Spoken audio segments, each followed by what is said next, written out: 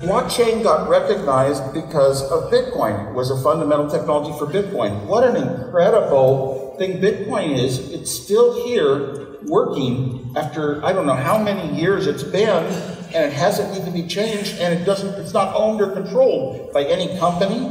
So we recognize, we said blockchain now allows you to have no central control. Everything's diversified, and because everything has records that are duplicates of each other, it's totally trustable. There can't be any mistaken records in there. Blockchain with things like Ethereum lead to APIs. Ethereum can be used as a platform to develop other things in life, such as real estate sales. They keep constant ledgers, the whole ledger history of things, you know, that matter. That would matter for real estate. It might even matter for sales. It might matter for minerals that are put into products.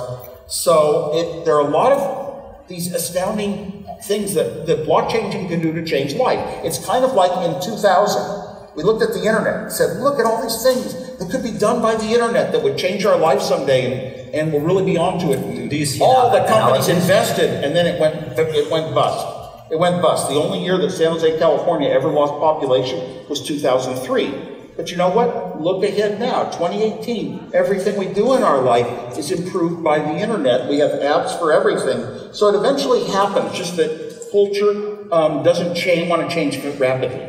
And I see blockchain as being in the same sort of place right now. Might be a bubble, but it's on the right track.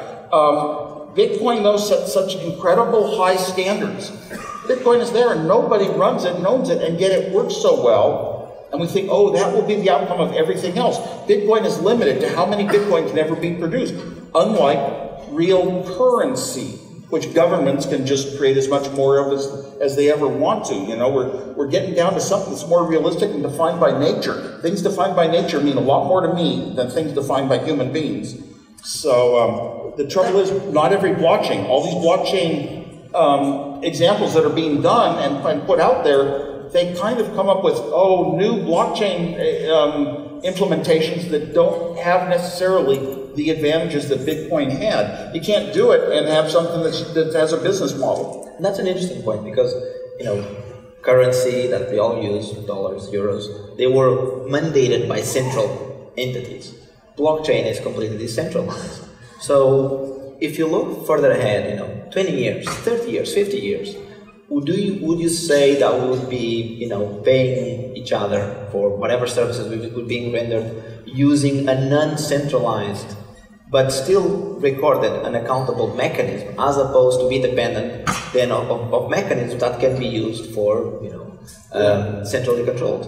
I love it when we come up with changes that might be so good to humanity, and I follow it. And I loved reading an article not too long ago about Jack Dorsey, one of the founders of Twitter and Square, the fintech company, and he was saying that, in 10 years, everything was going to be done by digital currency, Bitcoin mainly.